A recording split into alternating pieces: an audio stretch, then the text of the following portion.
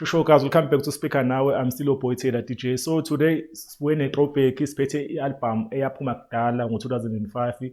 Siphethe i-album kaZola la ibizwa uBhambatha. So uZola i-legend nje, kwaito star semzansi yaziwa i-icon.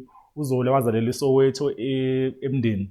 iZola laphana-ke, so I think i-unit 7 ngoba ebizwa ngoZola 7, I think i-unit yekasi lakhe lapho-ke. Ngiyaqeqelelana amangeni waseGoli, but insizwa yayiduma kakhulu nje kudala, yaba khona kuyizo yaphinde ya-acta naku-TV kuma-shows afana neSibaya.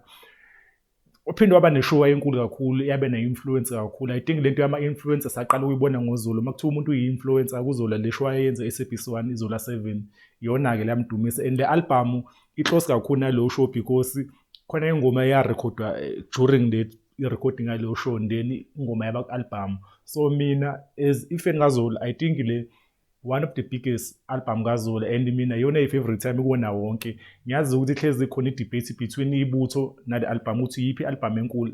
Obvious ibutho lenama-hit song and laba commercial kakhulu, but mina when it's come to i-art nendlela yebhala ngayo, I think i-content yale album yona best album kaZola because indlela i-career yakhe yayisila, because le album yarekhoda after yizo, so wayeseqalelwa i-Tasty FM, waqala wazama ezinye izinto different. So I think la iseshutha khona but wengakafiki laphana phezulu. So I think ibutho laphuma esekuphiki kakhulu, so into eningi zasezenzakalile. So la ila experience khona ngempela uZola waselokishini lapha, even itori lapha ingoma lezi efana neSkorokoro lapha waye close to ilokishi ngale ndlela. So ngizokhetha nje ezinye zengoma ezi-album engangithanda kakhulu, mhlawumbe abanye azobakhumbuza ama-memories because ngiyazi ukuthi uZola usikhulise sibaningi. Mhlawumbe uzoqala nge-Don't Cry laphana, ingoma okuyiyona le yarekhodwa kuleya show lana iZola 7, enye ingoma e-outstanding kulo album kube ingoma izingu-7-ke. Leyo ngoma-ke leyo hayi ingoma yegebengu leyo, ingoma nje namanje esemnandi, and leyo ngoma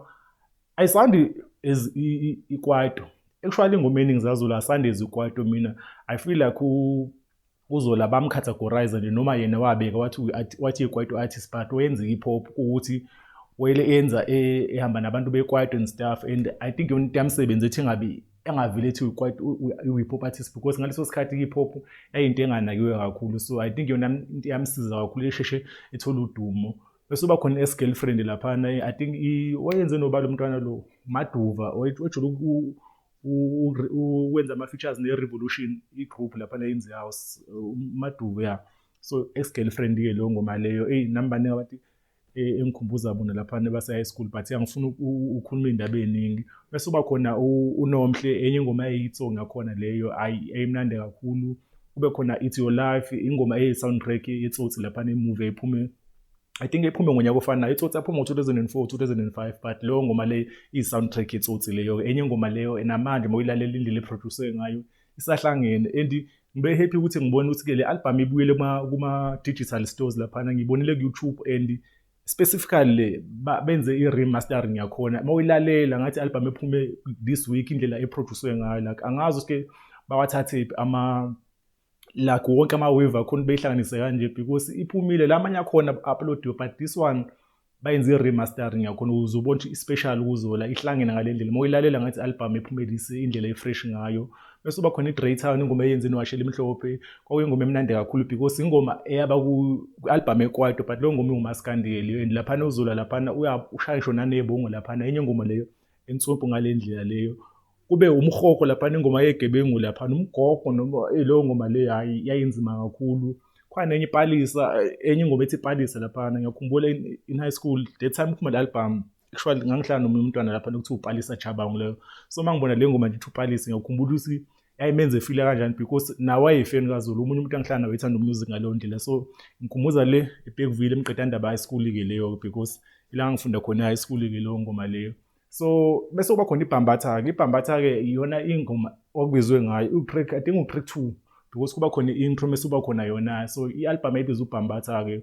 uBhambatha-ke sazi laphana bakhulunywa ngempela kaBhambatha laphana kusokhulunywa ngo-history. kuZola-ke ubhig wona isikhathi izinto zomlando la, especially umlando lo wesiZulu because unayo i-background yasemakhaya as much umjida waselokishini eSoweto, but una umlando umkhontsale komsinga. Ziningi nje stories sakhe, ama-interviews amaningi akhe sekumenshine kakhulu lokho nakwishow yakhe iZola 7, oyinto ehlezi eyisho laphana endaweni eningakafunda zona because I think uyafunda nokunye ukhasela ufunde endaweni e-different.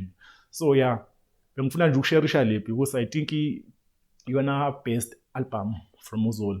Umbono wami nami ngispika nawe angilwi namuntu but abantu bengakhomenta mhlawumbe bakhona abathanda ibutho kakhulu mhlawumbe bakhona abathanda i-debut album angifuni kakhulu i-mention kakhulu because obvious album yokuqala iba special umuntu mesaqala but I feel like le ila eseyibambe khona special kakhulu i-art lokurecorda indlela enama-features ngayo like ingoma le no Bravo isikorokoro ino Bravo no Tukse nganga leyo ngoma indlela e-arrangewe ngane indlela base like amajita nje aye ku-line lapha nobothi le ngoma le I wish kwaba khona i-documentary mhlawumbe abayenza during i-recording ngale album because indlela kwawenzeka ngayo like i-special kumina le album le ngiyakhumbula khona umntwana esasifunda naye u-grade 9 usiphe I think usiphe Mkhwanazi I think so ukhona eBergville Road lapha so wayethenge ubhuti wakho ethenge icassette leli kaZola leli because le album le time iphuma ama-CD angakabikho so kwakhona icassette lelo then wangibola lelo cassette lakhe angiphindanga ngalibuyisa lelo cassette lakhe nami lakuzola ngilahlekela somewhere Harry Smith apha hopefully mhlawumbe anke lisaligcinile lelo cassette but ngangiqala ukuba ne-original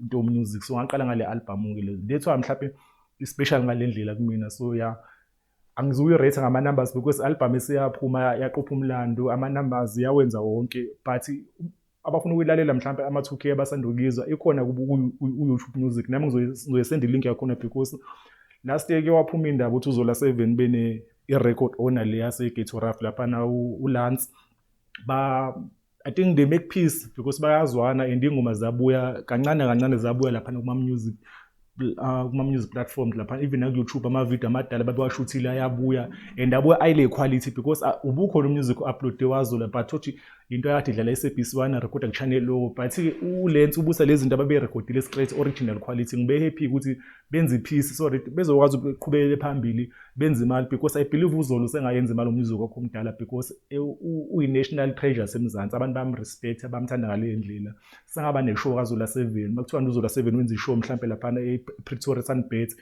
abantu abawu-10,000 bengaphula up I think lo show engadayisa within a week because uZola igama lakhe li-strong ngale ndlela because of i-brand indlela abayenza i-Ghetto Rough laphana yabuilda i-brand strong I don't think after uZola bakwazi ukubuilda enye i-brand yabankulu ngale ndlela so yeah ngizoyivala lapha ivideo yami uSpeaker Nawe sekhona ku-Twitter @Speaker Nawe sikhona ku-Facebook siSpeaker Nawe sibe khona ku-TikTok siSpeaker Nawe show aware we out